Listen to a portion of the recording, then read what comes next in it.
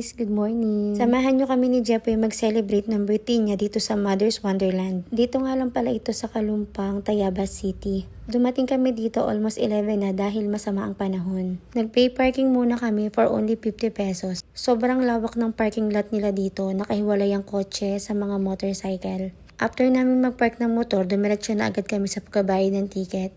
Anyway guys, pwede kayong mag-walk-in dito, pwede rin naman kayong mag-book. Anyway guys, ang entrance nga pala dito for adult is 950. At kung meron naman kayong kasamang bata, 3 feet below is free. Kapag 3 to 4 feet is 500 pesos only. After namin magbayad, dumiretso na agad kami sa registration area. Nag-fill up kami ng mga details for registration. By the way guys, tuwang-tuwa nga pala ako dito sa registration nila. Para kasi kami mag-shot dito kasi mag-fill up kami dun sa whiteboard. After nun, pipicturean nila kami. Alam nyo ba guys, ang una ko agad napansin dito sa Mother's Wonderland is yung mga staff nila. Sobrang pabait ng mga staff nila. Simula umpisa hanggang dulo, lahat ng staff nila laging nakangiti. Sobrang saya lang kasi nung tour namin dito kasi hindi kami nakaramdam ng kahit anong inis. Kasi before, yung mga pinupuntahan naming mga ganitong lugar, mababait naman silang lahat pero iba dito sa Mother's Wonderland. Mararamdaman mo talagang VIP ka dito. Ipaparamdam nila na talagang mag-e-enjoy ka dito sa tour na to. Going back, ito na nga, na-explain na nga ni ma'am kung para saan yung pag-fill up namin dito. Nag-payment kami ng 200 pesos para sa membership card. Yung membership card, magagamit mo siya kung gusto mong bumalik dito. Ang benefit ng membership card is magbabayad ka na lang ng 500 pesos instead of 950 pesos. Magagamit mo siya the next time na pumunta ka dito. I-release din agad nila yung membership card within 5 minutes. After nun, pumasok na kami sa pinakang lobby ng Mother's Wonderland. Grabe, hindi ko ini-expect na ganito kalaki tong Mother's Wonderland. Pagpasok mo, bubungod sa'yo ang isang waiting area. Dito mag-iintay ang mga guests para sa sasakyang umiikot sa buong area. Ang capacity ng isang sasakyan is 12 packs. Habang nag-iintay kami ni Jepoy, nag-picture at nag-video muna kami dito kay Mother Gaia. Super laki niyan sa personal guys. 9th floor ang taas niya. Mamaya papakita ko sa inyo, akyat kami dyan. Maya-maya nga ay dumating na yung service na sasakyan namin. May kasama kaming isang staff na magtuturo sa amin sa bawat lugar na pupuntahan namin. Alam nyo ba, sobrang sulit na binayad namin dito. Meron kaming access sa 39 activity tulad ng horseback riding, boating, zipline. At kung mahilig naman kayo sa mga museum, silang tinatawag na Museum of Wonders,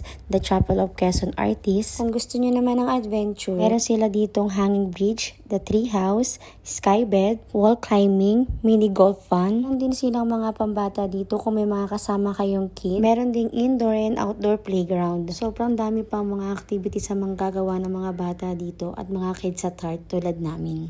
Meron ding restaurants and food kiosk sa loob. Marami kayong pagpipilian na pagkain. Silang fine dine kung gusto mong mag-lunch. Pwede ka ring mag-pizza and pasta. Meron din sila ditong breakfast. Hindi namin na-try yung breakfast kasi magtatanghali na kami nakarating kasi maulan. Meron din sila mga kiosk sa Gaia's Tower. Meron din sila mga cafe dito sa loob kung mahilig kang magkape. Dito nga pala kami nag-lunch sa Jepoy sa Color House. Hindi ko kasi mabanggit yung name niya. Sa amin ng mga staff na Color House lang din ang tawag ng mga guests dito. Medyo mahirap kasi banggitin yung pangalan ng restaurant kaya siguro Color House na lang din. Sa baba niyan, meron diyang free massage kung gusto mo magpa-massage after mo mag-tour. Moving forward, nandito na tayo sa Gat Kubat na tinatawag nila. Ito yung magandang view para mag-picture. Marami kaming picture ni Jepoy dito. Baka rin makakapag-zipline, wall climbing. Ito naman yung Alhambra Castle. Isa rin to sa mga favorite spot ko dito sa tour na to. Ang ganda kasi mag-picture dito, then para akong bata na naglalaro sa playground. Ang cute din ng mga basurahan nila dito. Akala ko nga design nila yun. Lahat ng palakang makikita mo na statue, basurahan siya. Nandito na kami sa part na dulo. Dito na yung part na may cafe. Kung mahilig kang magkape, best part dito. Napaka-cozy ng cafe dito. Pwede kang tumambay. Meron silang indoor and outdoor. Pagbaba namin, chinek namin yung cafe. Ang babait talaga ng staff dito, wala talaga akong masabi. Halos mamemorya na nga ni Jepoy lahat ng spill nila eh. Sobrang ganda ng cafe dito. Ang sarap sana magkape. Kaso hindi pa kami nagla-lunch. Ang sarap tumambay dito, lalo na kung naulan. After naming mauli yung cafe, nagpahinga muna kami ni Jepoy dahil pupunta na kami ng Color House para magtanghalian. Sabi ko nga sweet-sweetan kami kaso parang ayaw niya eh. Nakarating na kami dito sa kakainan namin at sobrang lawak ng space nila.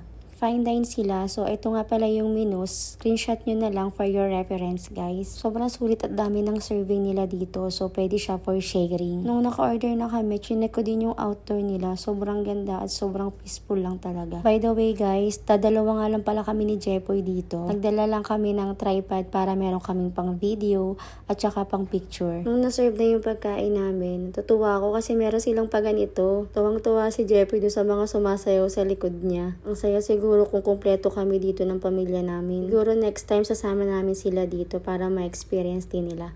Yung in-order naming pagkain, good for 5 packs ata yun, pero sabi nila 2 to 3 packs lang daw. After namin kumain, nagsimula na kaming mag-uli para makita namin yung mga magagandang place dito sa loob.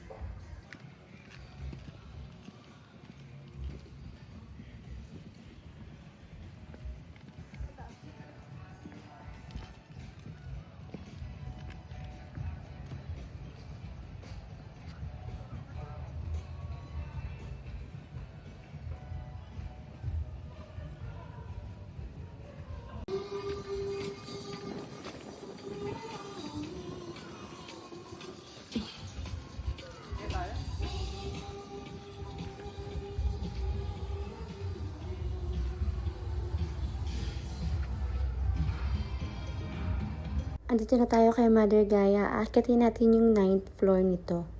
After namin makapasok sa 2nd floor, nakita namin to. Hindi kasi namin to na-check kanina. Sobrang ganda niya. Sabi nila hindi to nakakapagod pero parang hindi pa ako naakit, napapagod na agad ako. Akit na kami ng 3rd floor. Meron din silang staff dito. Nakakatuwa no, lahat talaga ng area meron silang staff. Dito sa floor na to, pwede kang magsulat ng mga pangalan mo or kahit anong mga gusto mo.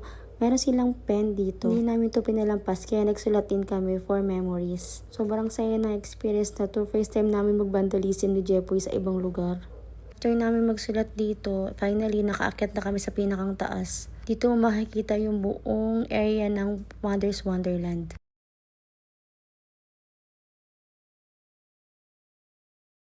After nang bumaba na rin kami, wala talaga kami inaaksayang oras dito. Ito naman sa area na to, meron ditong ahas. Pwede tayong pa-picture sa ahas. Kaso hindi kami nakapagpa-picture kasi bagong palit daw ng balat yung ahas. Ginawa na lang namin dito is nag-hill climbing si Jepo. Yan, para siyang spider dyan. Medyo mahaba na to, so gawa na lang ako ng second video. Comment for part 2. Bye!